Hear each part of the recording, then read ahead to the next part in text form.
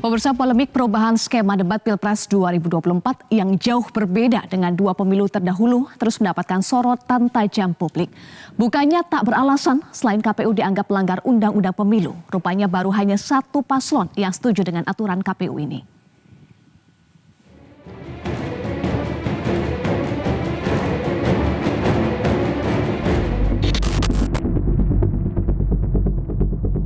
Terdapat perbedaan pada format debat Capres-Cawapres Pilpres 2024 mendatang.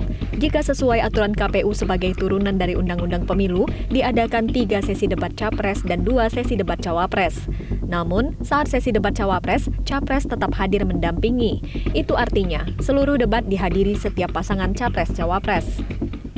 Di setiap debat, ya, aktor utamanya sesuai dengan temanya. Misalkan debat kali ini adalah debat calon presiden atau debat calon wakil presiden. Nah, kalau itu sekiranya giliran debat calon wakil presiden, maka aktor utamanya itu adalah calon wakil presiden. Jadi teknisnya nanti akan seperti apa, Mas? Apakah pada saat Cawapres berdebat di atas podium sendiri, Capres mendampingi di sebelahnya atau bagaimana? Ya, rencananya memang demikian. KPU mengklaim format debat sudah disepakati para paslon, tapi faktanya tidak semua Capres maupun Cawapres tahu perubahan format. Capres nomor urut 1 Anies Baswedan juga menyebut perlu ada debat khusus yang diikuti oleh Cawapres. Tim belum pernah diajak berbicara. Pengalaman kami dulu selalu 3 pasangan calon itu ada utusannya yang diajak bicara, merumuskan bersama-sama. Karena itu kita terkejut. Berbicara bersama tapi sudah ditetapkan. Calon Wakil Presiden nomor urut 3 Mahfud MD mengaku tidak terlalu peduli jika debat Cawapres ditiadakan KPU. Namun, Mahfud mengaku sudah siap jika memang KPU tetap mengadakan debat khusus Cawapres. KPU meniadakan debat khusus Cawapres gimana? Cawapres. Saya mau debat mau tidak siap saja. Apakah ini menguntungkan salah satu paslon? Anda tahu itu urusan KPU yang ngatur ya. Bagi saya mau berdebat ayo, tidak berdebat ayo. Calon Wakil Presiden nomor urut 2 Gibran Rakabuming Raka menyebut akan mengikuti aturan KPU. Disinggung mengenai persiapan debat apakah mengambil cuti, Gibran belum memastikan hal tersebut. Dinarasikan kalau Mas Gibran takut debat ya. Nah, dengan ditiadakannya debat Cawapres ini seperti apa, Mas?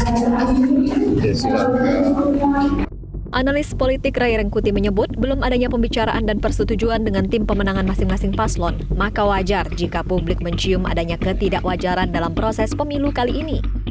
Ya, sebetulnya apapun desainnya bisa saja menguntungkan 1-2 calon. Itu sangat mungkin. Oleh karena itulah kemudian setiap pasangan calon itu diundang untuk berbicara tentang desain apa yang kira-kira mempertemukan mereka semua. Nah, sekarang kita sudah dengar. Pertama, tidak ada pembicaraan soal model desain yang disebutkan oleh KPU yang sekarang. Pertanyaannya, dari mana KPU mengusul membicarakan itu format yang sekarang ini gitu. Sementara belum dibicarakan dengan para tim pasangan calon presiden gitu. Nah, yang kedua adalah, kalau menurut saya begini, kalau itu sudah merupakan ketetapan KPU, yaitu ketetapan yang tidak disetujui oleh setidaknya 2 pasangan calon presiden, gitu. Karena bagaimanapun ya ketetapan ini harus tetap mendapat persetujuan dari 2 pasangan calon presiden. Dari 3 paslon, hanya satu pihak yang menyetujui debat Cawapres didampingi Capres. Pakar Hukum Tata Negara Bivitri Susantri menyebutkan perubahan mekanisme debat Capres-Cawapres yang diubah KPU saat ini dinilai melanggar ketentuan dalam pasal 277 ayat 1 Undang-Undang Pemilu. Nah, jadi kelihatan bahwa karena 2 paslon bilang ternyata mereka belum setuju, berarti kan kelihatan siapa yang sebenarnya menginginkan ada ketentuan seperti ini. Nah, ini sekali lagi menurut saya menunjukkan bahwa yang namanya keadilan dalam konteks pemilu jurdil itu lagi-lagi di prinsipnya tidak dijalankan oleh KPU. Menurut Undang-Undang Nomor 7 Tahun 2017 tentang Pemilu, Pasal 277 menjelaskan tentang mekanisme debat pasangan calon di mana pelaksanaan debat dilakukan sebanyak 5 kali. Hal ini turut diperjelas dalam Peraturan KPU Nomor 15 Tahun 2023, di mana pada Pasal 50 menjelaskan pelaksanaan debat calon presiden dan wakil presiden dibagi menjadi 5 kali. 3 kali untuk debat calon presiden dan 2 kali debat untuk Cawapres. Pada ayat 2, pasal ini memang menyebutkan untuk format rincian dapat diubah oleh KPU setelah berkoordinasi dengan DPR. Namun di sisi lain, justru Wakil Ketua Komisi 2 DPR RI Ihsan Mustafa menegaskan hingga saat ini belum ada pembahasan terkait perubahan mekanisme debat Capres dan Cawapres.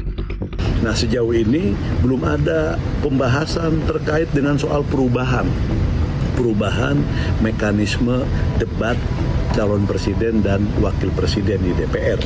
Dan DPR akan terus menegaskan bahwa KPU harus menjalankan dan melaksanakan perintah undang-undang tersebut terkait dengan debat calon presiden dan wakil presiden.